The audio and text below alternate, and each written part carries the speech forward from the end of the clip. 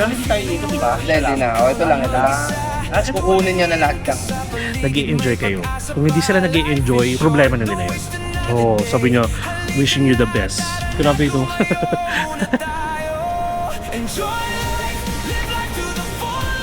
Physical ko, mataba ako, madungis ako, maasim ako, maitim yung batok ko.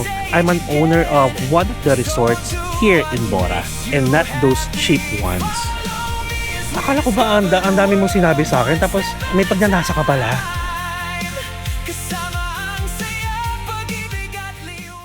Alright guys, so nandito na tayo sa airport mismo. Ang maganda dito, sa line ng Cebu Pacific or sa counter ng Cebu Pacific, yung palagi kong gusto. Meron silang line sa mga nakapag-online check-in na for bag drop, tapos meron din silang separate line para sa hindi pa nakakapag-online check-in. So I guess guys, that's one of the pre-requirements kahit sa Pilipinas pa lang tayo na mag-online check-in tayo if ever available sa mga airlines ninyo. Regardless kung anong airlines ha. If ever bibili kayo ng pasalubong, di ba 20 kilos yung standard. May options kayong mag-add ng 4 kilos, 8 kilos, tapos 12 kilos. And then, kung hindi naman, pwede kayo mag-add ng additional luggage amounting to 1,600. So anyway, thank you kuya. Kuya Tanlok, syempre shout out because ano nyo yun? Grabe, wala akong ginastos dito guys sa Vietnam. Pagkasama ko siya sa pagkain at saka sa tour, baka naman sabihin nyo or isipin nyo na ay masyado kong ginagamit yung pagiging vlogger natin. Pero hindi guys, sila mismo nag-offer. Pati yung mom niya, tara pasok tayo, mainit dito. Pati yung mom niya guys, nagustuhan ako. Kaya yun nga, nagpadala siya ng parang fish cake eh. Tapos sabi niya, parang ready to eat na siya. Pag uwi natin, bali ano na lang daw, masarap siya sa sweet and spicy sauce. Ganun. So ito guys is Cebu Pacific, and then ito Vietjet. And then walang katao-tao doon sa other side. Tapos itong gitna na to, yan na yung immigration. Tapos may mga coffee shop pero sarado din naman. Wait lang message ko lang si kuya. Oh, sabi niya, wishing you the best. Grabe ito. Sabi niya, thank you so much Mark, take care. Yun, wish you all the best. See you next year. Thank you brother. Always take care and regards to your family. See you next year. Thank you. Thank you so much sa inyo guys kasi nagtitiwala kayo sa akin sa mga nire-refer ko, and grabe yung impact at saka yung changes ng life ng mga taong natutulungan natin pare-pareho. Alright, so ang plano ko is mag-i-edit pa kasi ako guys. So siguro diretso na tayo sa loob. And then pakita ko sa inyo yung immigration process, yung security check process, pati boarding, or sabihin natin doon na tayo tatambay sa waiting area. Okay? See you guys later.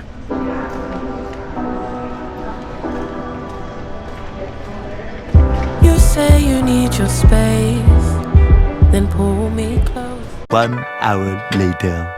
Ayan guys, so nakalagpas na tayo ng immigration, nakalagpas na rin tayo ng security check, tapos nandito tayo sa gate number 6 sa upuan nila sa labas. Pero gate number 5 tayo sa kabilang side kasi yung sistema nung immigration napapagitnaan ng kunyari 6 to 10 immigration and then 1 to 5. So doon tayo sa kabila, pero marami kasing tao doon na nandun yung mga Pilipino.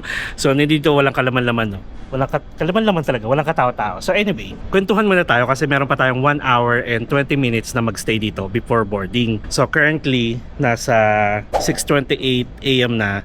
Ang boarding natin is 7:45, tapos ang flight natin is 8:30 AM. Ay, wait lang, naalala ko to. Dito pala tayo guys yung may nakitang laruan sa CR. Tapos, hinabol ko sila o pa. Oo. Naalala ko na, parang nag-CR ako dito, hindi ko na alam kung saan ako nag-CR. Tapos doon ko sila nakita, hinanap ko yung bata na mayroong laruan. So bali, ang expect nyo muna dito bago tayo magkwentuhan, mga kainan, may souvenir shop, may gift shop, tapos yung lote, duty free, sarado pa. Siguro mga 8 nag-o-open. Tapos ayan, if ever guys na gusto nyong magpasalubong, medyo mahal dito, pero I think pwede na kayo dito bumili din. Lalo na kung nag-uubos na lang kayo ng dong, hindi pa kayo babalik anytime soon dito sa Vietnam. Pwede naman kasi ito kwento ko lang, share ko. Mahigpit sila guys sa luggage. Okay? Sa Pilipinas, 'di ba, pag nag-check-in tayo or nag-hand carry tayo, yung hand carry ninyo, mapamaliit man na bag or hand carry na luggage, lahat yan Winnie. Tapos recently na-implement na yung pati yung hand carry ninyo, aside from Winnie, sinusukat na rin siya kung kasya sila dun sa pinaka box nila. Dito guys, from Da Nang going back to Manila, even before pa guys, even yung first ever Da Nang trip ko, pag uwi ko, wini-weigh talaga siya. Kaya wala kayong kawala guys. Tapos lalagyan kayo ng ganito, yung carry-on baggage. Pero kung maliliit lang, yung mga sling bag, okay na to. Understandable. Pero yung mga bulky lang na ilalagay nyo sa head cabin, yun yung mga kailangang i-weigh, yun din yung kailangang i-measure. Walang problema dito sa immigration. Sobrang bilis lang. As in parang mga 10 minutes lang ako sa immigration. Mabilis lang. Pero isang stop lang kasi nga parang isang flight lang naman tayo. Ay meron pa pala yung VetJet going to Moscow. And then pagdating sa security check, syempre, wala din naman masyadong pila. Ang mahaba lang yung sa counter. Kasi nangyayari guys, yung mga nasa pila ng Cebu Pacific, if ever kasi na hindi pasok yung weighing limit nila or yung weight limit ng hand carry nila, pinapaalis muna sila sa pila, tapos nagre-repack ulit sila. Pero most of the time, ang napapansin ko, aside from yung problema sa hand carry, yung luggage nila either 20 pataas. Eh di ba ang binili lang natin or kasama sa ticket natin is 20 kilos. So ang ginagawa ko guys, ganito. Kung gusto niyo nang gayahin ako, if ever bumibili ako ng pasalubong, kasi alam ko na yung weight ng baggage ko papunta pa lang, di ba? Like from Manila pa lang, sa Naiya pa lang, wini-weigh na yan. Kung alam niyo wala namang kayong ibabawas diyan hanggang sa makauwi kayo, alam niyo na yung weight. Kasi yung sa akin 19.9. Tapos ang ginagawa ko palagi, every time na uwi tayo ng Pilipinas or babalik tayo ng Pilipinas, nag-a-add ako palagi ng 4 kilos na luggage allowance. Kasi bumibili ako ng pasalubong, katulad ngayon, bumili ako ng pasalubong, pili ko mga 2 kilos lang yon. Tapos, pag nasa Boracay din tayo, ginagawa din natin, bumibili tayo ng additional luggage allowance because marami nga tayong mga pasalubong. Kasi alam ko na nga yung weight limit ng aking luggage na dinala dito. Tapos ito naman, ang hand carry natin, laptop lang yun na nga sana nag-laptop bag na lang ako or yung sling bag na laptop. Kung laptop lang din naman yung dala, walang kaano-ano to, walang tawag ito, walang kalaman-laman. So ganon, na-share ko lang may mga Pilipino ako nasa harap kanina ng immigration. Sila, yung mga Pilipino, tapos nasa likod nila Pilipino rin pero US passport holder. Tapos ako, so narinig ko yung usapan nila. Sabi ng Pilipino na Philippine passport holder dun sa harap, scam daw ng Cebu Pacific yon. Kasi bakit daw wini-weigh yung hand carry, pati yung backpack nila, bulky yung backpack nila. Natawa lang ako dun sa sinabing scam nila yon. Guys, if you're going to book a flight, you need to check also the requirements or the rules and policy na ini-implement nila. Malinaw dun guys, hindi ko pinagtatanggol sa Cebu Pacific Actually, naasar na nga ako sa Cebu Pacific, di ba? Every time na umalis tayo. Kung napanood nyo yung ating vlog, yung flight natin, or nung nag-check-in tayo sa Naiya going here, di ba, nag-i-embay na ako. So, ito lang, gusto ko lang ipagtanggol kasi nandun naman talaga sa rules nila yon. Nakalagay doon na you are allowed to carry, hand carry, and personal belongings with a total of 7 kilos. So, saan yung scam doon? Siguro, ang nangyari lang, hindi lang tayo sanay kasi before, yun yung pangit sa atin pag nakasanayan natin, kahit alam nating mali, biglang in-implement or binago yung rules, sasabihin natin madaya, dinadaya tayo. Well, in fact, sa simula pa lang noon, dapat ganoon na talaga yung process. Hindi dati pwedeng excuse yung, bakit dati okay naman? So siguro naging maluwag din sila before, which is, syempre, pasalamatan natin sila. Pero ngayon, since naghihigpit na nga, sabihin natin siguro humahanap sila ng other way para may pagkakitaan because, di ba, alam naman natin, may mga nalugi mga airlines because of the pagtaas ng fuel. Siguro, yun yung way nila, which is nasa rules naman kasi nila yun, di lang tayo sanay, kaya sinasabi natin scam or niloloko tayo. Ganun talaga guys Kaya sinasabi ko sa inyo palagi, if ever na magta-travel kayo, yung mga gagastos nyo kahit konting katiting yan, luggage, allowance, flight, hotels, transportation, lalo na sa pagkain, guys, dapat budgeted kasi mahirap talaga kumilos pag walang pera. O sabihin natin, sige, lahat naman tayo budgeted Yun nga lang, the reason why nagagalit tayo minsan kasi lagpas na siya sa budget natin. So if I were you, magkaroon kayo ng emergency travel budget. If ever ganito sige, kumuha kayo ng travel insurance. What if ma-delay kayo ng ilang oras lang tapos walang complimentary food yung airlines ninyo, anong kakainin nyo dito?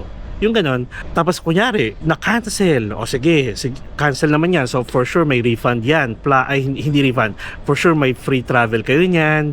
Tapos pwedeng sagutin ng airline yung inyong food and yung pagkain. Pero what if kung lumagpas pa kayo na lumagpas? So ang pinaka-point ko dun guys, magkaroon kayo ng emergency travel budget. Huwag nyong sagarin hanggang maubos yung budget ninyo. Kaya naman, paglaanan nyo ng pansin yung mga importante, bago pala kayo makalabas, hand carry. Bago pala kayo makauwi, hand carry. Tapos saka kayo bumili, iubos nyo na yung pera ninyo pag nandito na kayo sa loob or pagdating nyo sa Pilipinas. Ganun. Nakakaloka lang kasi, hindi ako perfect guys Marami akong ginagawang mali dati nung hindi pa ako nagta-travel or hindi pa ako nagba-vlog. Pero as time goes by, yung sabi ko nga sa inyo, nagiging eye-opener sa akin yung mga nangyayari sa paligid ko. So, as much as possible, since nagba-vlog tayo, ayoko rin maging pasaway kasi ayokong nakapapanood nyo sa akin, magbibigay ako ng tips, nagbibigay ako ng advice, ng instruction, ng step by step. Tapos biglang pagdating sa bawal, ako yung mangunguna. So, yung ganun. Naloka lang kasi ako sa side comment. Parang syempre, yung nanggaling pa sa bibig mo, di ba? Syempre, iisipin ng mga tao, ay oo nga. Hanggang sa oo nga. Eh di yun na yung nakasanayan ng mga tao. So even yung mga ang daming yung kwento ko, biglang may nire-relate ako. Wala akong kaaway, pero parang biglang ko naisip na, para lang yung yung hilig ng mga Pilipino. So, hindi ko generalize ang mga tao ang mga Pilipino, pero karamihan sa atin mahilig sa one-sided story, one-sided chismis, ganon. So if ever kunwari meron akong ayaw sa office, kahit saan, ang nangyayari, syempre ikukwento ko sa kaibigan ko or sa kaklase ko or sa ka-office mate ko. Dahil sa ayaw mo yung tao, sisiraan mo siya, ang nangyayari dun sa kakwentuhan mo, nag-a-agree na lang sa'yo. Ganun. At possible kampihan ka kung mas close kayo, di ba? Compared sa isang tao. Kumbaga parang hindi binigyan ng chance yung isang party na mag-explain, mga ganyan. So, tagalin natin guys yung ganung ugali, yung one-sided. Pag may kinuwento sa inyo, sige, okay. Pero parang it's for you to find out kung totoo ba yung sinasabi nila o hindi. Huwag tayo agad mag-judge. Hindi ako nagbabait-baitan guys. Hindi ako nagmamaru-marunong. Pero yung kasi yung mga nare-realize ko, hindi nyo lang alam. Nagbabago rin ng mga tao. And dati guys, grabe ako mapang-asar pa rin naman ako, pero yung katuwaan na lang. Like palaaway ako dati. Kaya nga sabi ko sa inyo guys, yung mga basher natin, like yung tinitira ko na about sa physical ko, mataba ako, madungis ako, maasim ako, maitim yung batok ko. Ay guys, maitim yung puwet ko, maitim yung sikit ko, maitim yung kilikili ko. Hindi nyo ko pwedeng tirahin or i-bash because of my, sabihin natin, physical ko. Kasi mismo ako, mapang-asar. So bakit ako maaasar sa ganun, di ba? Kaya nga, ay, sorry naman kung nagkwentuhan na lang to guys kasi wait lang. Kasi after nito, wala na rin naman tayo kasing gagawin guys. So parang from here, boarding na tayo. Papakita ko yun syempre, siguro montage na lang. Tapos mag-arrive tayo sa NAIA. Tapos kwentuhan na lang tayo doon ng ibang part pa kung may bago sa arrival. Kasi for the last 2 months, puro domestic lang tayo. Boracay, Baguio, La Union, Tagaytay. So check natin baka biglang may bago sa arrival ng international. Okay? So anyway, going back. Ito pala guys, huwag kayong magagalit kung mag-share ako or minsan pinaparinggan ko yung mga basher. Kasi alam ko naman sasabihin nyo na huwag kong pansinin, pero minsan kasi gusto ko lang i-share kung ano yung sinasabi sa akin, kung ano yung ginagawa nila para at least i-share ko rin kung paano ko siya hinaharap. Ganon. Kasi alam ko may mga aspiring travel vlogger guys or content creator na gusto talaga magsimula. Kaya nga aspiring, di ba? May mga tao na lang na gustong mag-start sa content creation world pero natatakot sila because of those people. Because of them. Yung pambabash, kakayanin ba nila? So, ito, sa mga gusto magsimula, sa simula pa lang, pagbibideo nga lang sa sarili niyo, nakakahiya na yon. What more pa kung marami nakatingin sa inyo, lalo na pag Pilipino. Promise yun guys, mas judgmental ang mga Pilipino pagdating sa pagbablog compare sa ibang lahi. Mas makaka-experience ka na tiyataasan ka na kilay, tinatawanan ka. Hindi ko lang na-share guys, pero may ganun na naman akong scenario nung nag-A-lounge ako. Kung mapapansin nyo sa mata ko, habang nagsasalita ako, tumitingin ako dito. Hindi ko lang shinare kasi hindi ko alam, baka first time ba nila makakita, hindi pero yung nakakaloka lang doon, yung tatawanan mo yung kapwa mo Pilipino na nagsasalita mag-isa, pero pag biglang mga makikita mo sa social media, mga foreigner na nagbablog, ginagawang gatasan ng Pilipinas, tuwan-tuwa, yung ganun. So parang kanya-kanya trip lang naman yan. Kung sabog kayo, okay lang. kung trip na mga taong mag-vlog, hayaan nyo, let it be. So yung tipong ganito, ganyan sila, tapos biglang hindi naman tayo pinanganak kahapon para hindi natin malaman or ma-feel yung gano'n. Hindi rin ako paranoid, okay? Kasi may isang May isang nababash sa akin before na paranoid lang daw ako. Ilang beses ko yun na-experience, guys. So, ako didedma ko kasi ngayon pa ha, before, didedma ko pa rin naman. Iniisip ko lang na nag-i-enjoy ako sa ginagawa ko. As long as nag-i-enjoy ka sa ginagawa mo, wala sila karapatan na i-judge ka. Yun ang unang-una yung itatak sa isip nyo, guys. Kung gusto nyo mag-content creation, lalo na pagka-travel, doon lang kayo sa goal ninyo na makatulong, na makapag-travel kasi nag-i-enjoy kayo eh. Nag-i-enjoy kayo. Kung hindi sila nag-i-enjoy, problema na nila yun. Ganon. Tapos, yung naranasan ko rin, first time ko, kasama ko pa si Shane sa airport ng Taiwan, yung minamak ako, like, di ba, hello guys, ganyan, nakita ko guys, sa screen, gumagano-ganon din sila. Di ba? Nakakaloka lang. Nakakaloka lang. Wait nga, bakit ako napunta sa ganon? Yung pambabash pala, ito pala, para sa mga gusto mong maging travel vlogger, i-push nyo guys. Kung nahihiya talaga kayo or gusto nyo nakausap, gusto nyo ng tips, then message nyo ako sa IG, sa Facebook. Nagre-reply ako, alam nyo yan. Kung baga parang, I'm willing to help other people talaga. Lalo na pag sa content creation. Alam nyo nga, may mga kakilala ko, mga naging ka-close ko na kahit hindi pa kami nakikita-kita sa Klook Creator World. Alam ko kung paano sila gumawa ng mga content. Guys, napaka-quality ng mga content nila pero hindi lang sila nabibigyan ng highlight. Sabi ko nga doon hindi ko na mapangalanan kasi baka biglang may magtampo. Sabi ko nga sa kanila meet naman tayo. Yung alam mo tipong meet pero gusto ko sila i-promote. Ganon. Gusto ko guys, lahat kami o lahat tayo umaangat. Lalo na sa ganitong industry, di ba? Kaya ang sarap tumulong. Yun, basta man sarap tulong. So ito, share ko lang guys ha. Sorry naman kung palaging kwentuhan na lang. Kasi nga wala na, nagpapatay na lang tayo ng oras. And syempre make sure na aware tayo sa oras.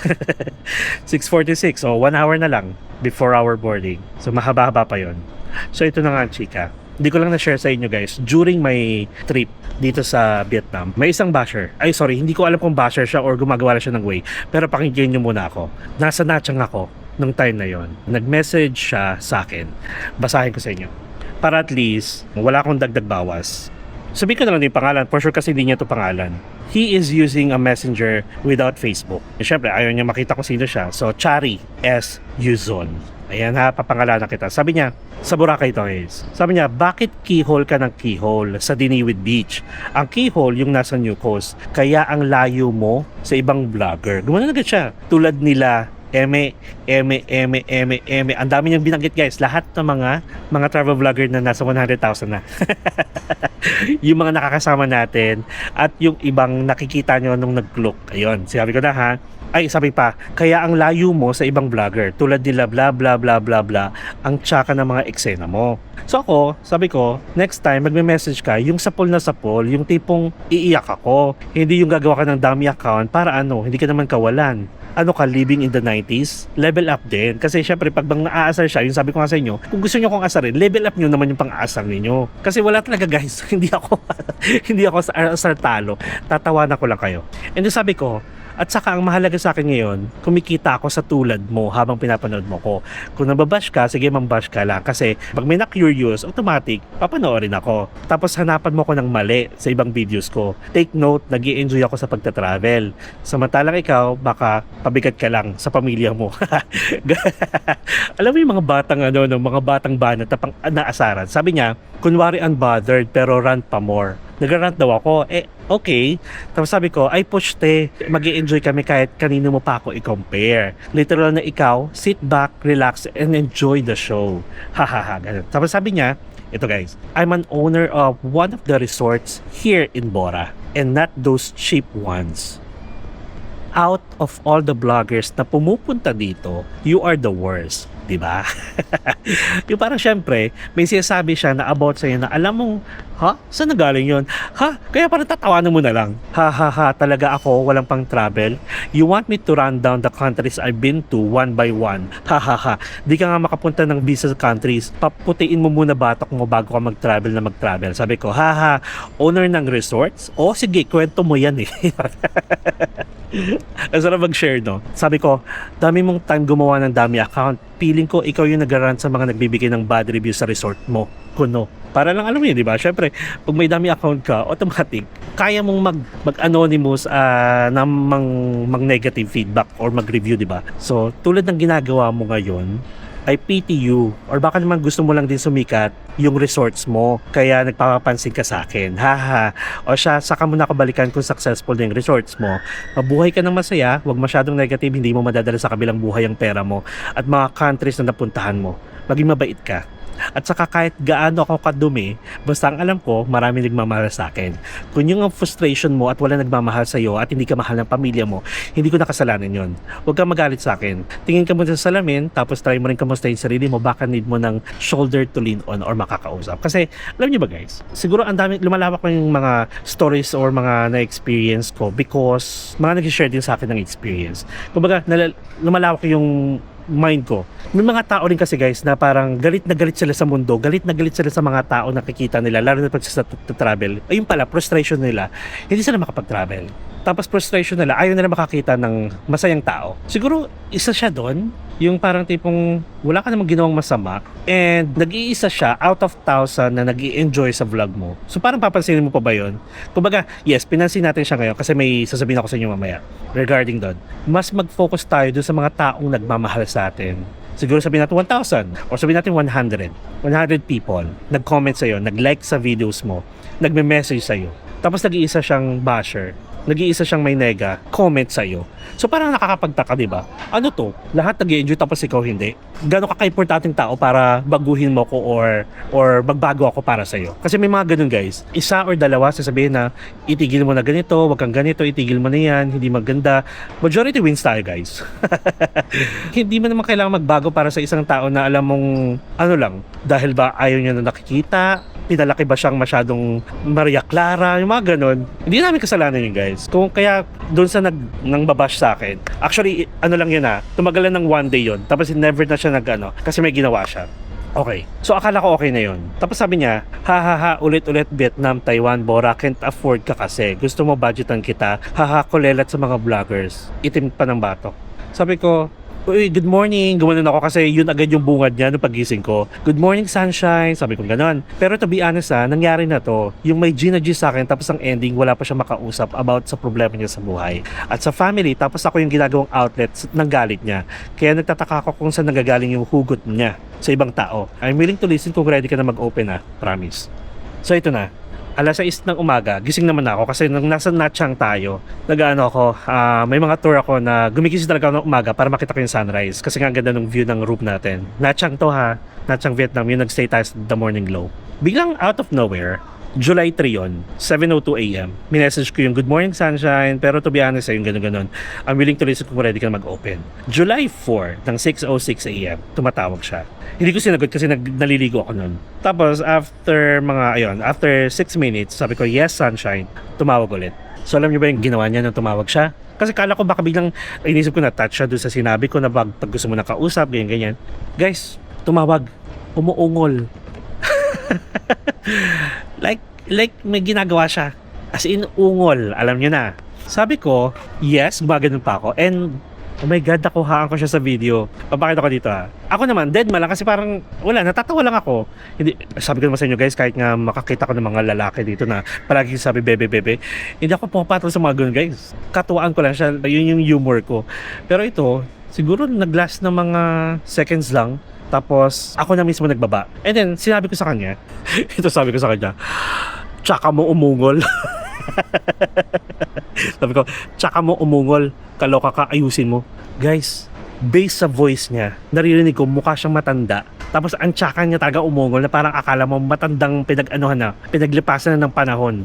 So, parang biglang na-realize ko, shoot inames na to, sorry naman, ang dami mong sinabi sa akin, kasiraan. Kumbaga parang siniraan mo ko, may itim bato ko, tapos biglang ang dami mong pinapare sa akin na, or sabihin mo, kino-compare sa akin na lahat matataas. O sabihin na ayoko magsabi pala.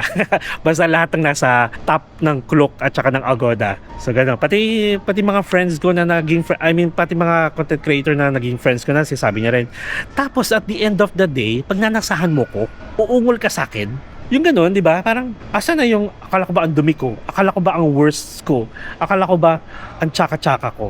Yung gano'n. Yung parang ba, ano to? Parang nagpapapansin lang sa akin. Tapos nung tumawag siya, sinagot ko, guys talaga. As in, parang nasa rurok na siya. Nasarurok na siya ng tagumpay. Ganun yung ungol niya. Sorry naman sa mga bata guys, o nga pala, huwag nyo muna paanoyin yung mga bata. So yun yung parang napamura talaga ako sa sarili ko. Guys, eto, akala ko ba ang dami mong sinabi sa akin tapos may pagnanasa ka pala. Kasi guys, alam niyo naman yan, sa voice pa lang or ano, hindi ko rin alam kung lasing siya. Pero yung nabosesan ko siya na parang matandang malungkot sa buhay. Hindi, ay, na-imbay lang ako sa boses niya. Tapos, right after nun, sabi ko, tsaka mo umungol, kaloka ka, ayusin mo. Wala na. Hindi naman niya ako binalak kasi nakikita ko pa yung message niya. Wala rin naman nakalagay. Pero wala pa rin siya talagang Facebook. Alam niyo yun, yung ganun, kung gusto niyo lang pala akong makausap, go! Parang, I'm willing kahit na ang sama-sama niyo sa akin. Ganun ako guys, ayoko nang may malungkot. Gusto ko masaya lahat. Okay? O katulad nito, yung gwapo naman ito. Nasa harap ko. Alam niyo, yung 360 ko nandito na sa bag. Kasi hanggang ngayon, naninibago pa rin ako. Na-push ko lang guys na i-vlog siya or gumawa ng mga content about it. Ito si Kuya. Yung mga content about it because kailangan ko magpasa sa Insta360 ng content na yon. So, pero parang pag-aaralan ko pa siya para magamay ko. Pero, mas sanay ako sa Insta360, sa Ace Pro 2. Ang mangyayari guys, may next travel kasi tayo from Vietnam. Magpapahinga muna tayo ng 1 linggo sa Laguna, sa bahay. Tapos, lilipad ulit tayo going to Bangkok, Thailand. And sabi ko nga sa inyo, may mga kasama tayo tapos may special guest may special guest tayo. Pero mauuna muna ako tapos susunod na lang siya. Ganun yung eksena. So bali, papadala ko muna to. Ibabalik ko to kasi nga di ba may ganito. May nakikita kayong maliit na langaw para matigil na yung mga comment ninyo. Ibabalik ko siya sa Insta360 support. For sure, mga 3 weeks pa yon tatagal. So, for the meantime, gagamitin muna natin yung X5 natin. Pag-aaralan ko siya kasi yung X5 guys, na di ba na-try ko na, medyo hindi lang siya same sa audio. Mas gusto ko pa rin yung audio enhancement or voice enhancement ng Ace Pro 2 kaysa sa X5. Tapos, mas gusto ko rin yung quality ng pagka-linear. Yung kunyari ito, nagbablog tayo, di ba? Medyo malayo ako kahit nandito yung camera sa akin. Yung wide angle ba? Pagdating kasi sa X5, naka-wide angle ako, same settings like dwarf, tapos ganun din. Pero ganito siya kalapit. So parang naninibago ako. Gusto ko kasi pag nagsasalita, kita nyo rin yung background ko. Ayoko naman parang ano lang, di ba? Talking to the camera lang. And then, na-try ko siya ng mahangin, mga ganyan. Parang hindi niya kinakaya unless piliin mo yung parang talagang wind reduction strong. Pero ito kasi guys, meron din ganon, wind reduction, pero hindi ko pinipili yun. Ang ginagamit ko dito sa Ace Pro 2, voice enhancement lang. And yung voice enhancement guys, kaya niyang i-filter din yung hangin kahit malakas. Pero maririnig nyo sa background. Tapos yung voice ko, kahit may background noise or background music, maririnig nyo siya pero sobrang hina. Kasi nga, na-enhance niya yung voice natin. Parang nakaka-capture niya mismo, nare-register niya yung voice natin. Dapat ganito ako Dapat ganito ako nag-review ng camera natin. So, yun lang guys. Kaya ayoko talaga ng collab. Yung collab na pag may nakita kang mali, hindi mo kayang sabihin. Gusto ko ng collab kung talaga maayos. Alam kong masarap sa pagkain. Alam kong maganda yung service. Pero yung ayoko ng collab na hindi ko kayang sabihin yung kung ano yung or ma-compare kung ano yung napansin ko. Katulad nito, nagko-compare ako kasi naipasa ko naman na. Tapos sabi ko nga kay Braille, kausap ko siya nung isang araw. Balik ko na lang kaya yung X5. Sabi ko, medyo matrabaho siya compared sa pagsanay na ako na parang wala kang script, ganun. Kaya mapapansin nyo guys, pag nirelease ko siya or baka na-release ko na, medyo parang, hindi si Mark to. Yung ganun, hindi siya, totoo yung sinasabi ko, pero hindi siya genuine. Yung ganun. Nakakadaldal biglang ganun, no? 7:02 na. Mayroon pa tayong 45 minutes. So, ganun guys. Tapos, ang pinakagusto ko sa X5, yung isang frame mo lang, isang shots mo lang. Then, pagdating sa edit or sa reframing, pwede mo na siyang i-reframe ng naka-portrait, naka-landscape. Pwede rin yung pahabain mo para makita yung mga tao. Pwede mong i-point sa kanila. Lalo na yung katulad kay Kuya, pag may mga gwapo akong nakikita. Naka 360 lang ako, tapos pwede ko siyang hanapin, di ba? Pwede ganun, yun ang nakakatawa. Kaso, medyo matrabaho siya pagdating sa edit, lalo na kung long form kayo sa YouTube. Unlike dito, parang dump mo lang okay na yun. Tapos during the edit process, dun mo na siya i-edit kung paano yung flow na gusto mo. Kaso sa Insta360, hindi mo pwedeng i-dump yung file agad-agad pag naka 360 siya. Ikaw mismo mamimili ng scene na gusto mo. Pero meron na siyang mga AI automatic prompt na pindutin mo lang, siya na mismo gagawa para sa'yo ng edit style. Pero hindi pa rin guys eh. Kunyari, nagsasalita ako, tapos may kausap ako. Anong nangyayari? Minsan, pag ini-AI ko, naka-point siya sa harap ko, tapos ako nagsasalita about me pinag-usapan or may binibigay akong steps, ganyan. Hindi kaya. Kailangan mo siyang i-point. So, ibig sabihin, i-edit mo muna siya sa Insta360 app sa frame na gusto mo, and then saka mo ilalagay sa editing app mo rin para pang long form na siya. Yun yung lang medyo matrabaho sa Insta360. Kaya ang ginagawa ko, parang pang montage lang siya sa akin. Like kinukuhaan ko yung ganda ng place, then yun yung montage, AI ko na agad para mabilis, and then sapa ko sa ini-edit ko. For 360 yun So yun lang, na-share ko lang guys. Ang dami kong nakwento habang naghihintay kasi wala tayong masyadong gagawin eh. Same routine lang naman tayo pag nagkalapag natin sa NAIA, kunin yung luggage or daan muna. Ay, ito pa pala. May mga nag-message kasi sa akin. Nag-post kasi ako about dun sa departure e-gates na hindi ko pa alam talaga kung ano yung requirements para makaabot doon. May mga nagsasabi sa akin guys na kapag departure, may nagbabantay naman doon sa e-gates. Tapos, if ever napakahaba ng pila, tapos pumunta kayo doon, tatanungin daw kayo ng IO kung marami na ba kayo napuntahan or kung saan kayo galing na bansa. If ever narinig nila na frequent traveler kayo, pinapadaan naman doon. Nagkataon lang kasi guys na bago yung passport natin, di ba? Pero for now, siguro hindi muna tayo dadaan ng e-gates kasi gusto kong magkaroon ng maraming tatak. Maraming tatak yung passport natin. Pupunta lang tayo siguro ng e-gates, so makikisuyo tayo sa e-gates if yung haba ng pila. Ganun. Pero kung hindi, kaya naman ng isang linya lang, 2 linya, pila tayo para more tatak, more fun.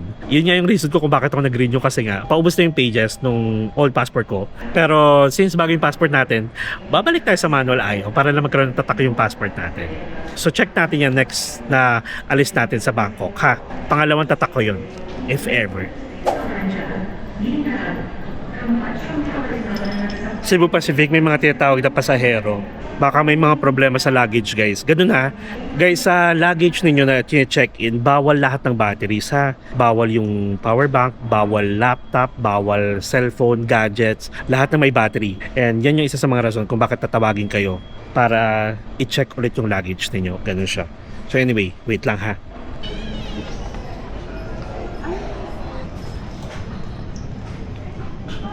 Puro kwento na nga lang ako dito. Wala na akong masabi. Wala na nga rin kami magawa pagbalik namin na. From Marble Mountain guys. Nandito na. Nag-rent sila ng motor. Mura lang yun ha. Ng 150 lang. One day no. 400? 400 no? Nasa ano? Pesos? 150 lang. One day Almost na. 400. Kaysa mag-rent kami yung ano ka na. At least ang dami mas namin malayo pupunta. pa Tapos ako. pabalik-balik. Sa time nyo pa, hawak. Yun naman maganda talaga. Pero sa iikot Ay, slow tayo. motion, matagal. Mga siguro mga 30 seconds lang. Pero hindi tayo ikot, di ba? Hindi, hindi na. O, ito lang, ito lang. Tapos kukunin niya na lahat yung Tapos Sana siya- siya na mag-slow mo. Hindi, Ay, ikaw mag-edit mo eh. Oh. Kung gaano katagal yung slow mo. Kung mabagal. Gusto yung slow mo, kung gaano kabilis. So ito ang kailangan ko pala. Ganito. Oo, ito lang. Ito. Sige, nakaka-excite naman.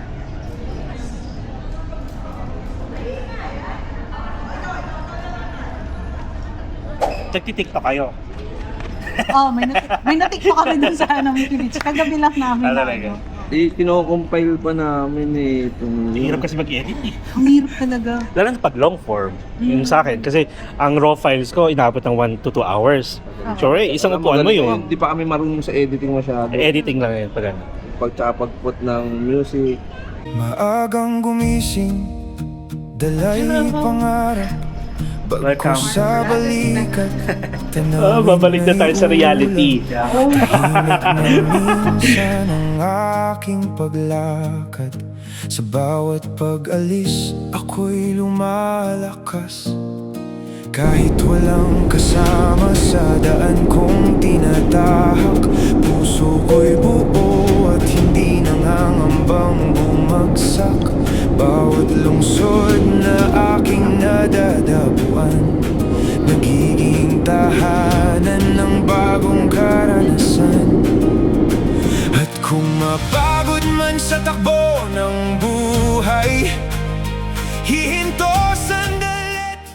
Finally guys, after 2 hours of flight time, we are back here sa Pinas, sa NAIA Terminal 3. And now we are heading sa immigration. So again guys, since bago pa lang yung passport natin, more on na muna tayo ha. Manual IO, stamp. Isa sa mga pre-requirements kapag arriving ulit kayo, going back to the Philippines, kailangan nyo ng e-travel. And doon sa e-travel, pinakita nyo na doon na pwede tayo sa e-gates. Bago na to oh. Hala ka. Nasa dulo pala tayo. Nasa dulong dulo. Ayun oh. A few moments later. Alright guys, so finally, nandito na tayo sa belt ng Danang. Tama ito. Itong kahabaan na to. So anyway, dito muna tayo. Bali, pumila ako ng mahaba. Tapos sabi nung immigration, try ko muna daw sa e-gates. Buti na lang, hindi gumana. Tapos, after hindi gumana, sa kanya na ako, yung sa IO na nagsabi sa akin. Sabi ko, ay kasi bago lang po yung ano ko yung passport. Sabi niya, ay hindi. Meron talaga mga passport na kahit bago or hindi tinatanggap sa e-gates. In fairness naman, mabait sila guys. Ito nga yung sasabi ko sa inyo guys. Kaya nagkwentuhan tayo muna ng bonggang-bongga. Kasi pagdating natin dito, wala na. After ng luggage, check natin kung may bago sa labas. And then, uwi na. So siguro hanggang doon na lang kasi parang feeling ko kung ano yung dito rin kasi yung arrival natin, di ba? Pag domestic sa kabilang side. Lumabas tayo dito sa arrival hall. So same na same yung kung ano yung nakita natin last month lang nung after Boracay. So I guess we're done. And currently nasa 12:34 PM na. Guys, ito ha, since magpapaalam na tayo dito, again, overall ha, sobrang sulit nung biyahe ko. At saka, bitin guys, alam niyo yun, marami pang pwedeng i-explore sa Danang. Marami pang pwedeng gawin. Tapos at the same time, pwede kayong tumawid. Katulad nung ginawa natin, Chang, pwede rin kayong magpukok, pwede kayong magdalat, pwede kayong mag-Ho Chi Minh, Hanoi. Ang daming pwedeng gawin at napakaganda ng Vietnam guys. Naloloka lang ako. As in. So, ayun. And syempre, I think naririnig nyo na sa vlog ko, nasabi ko na to, babalik tayo guys. Either March or April. Tapos gusto rin ni Kuya. And then, wala kumbaga parang siguro may mga times na babalik tayo doon, hindi dahil nagbablog tayo, kundi parang we have friends na.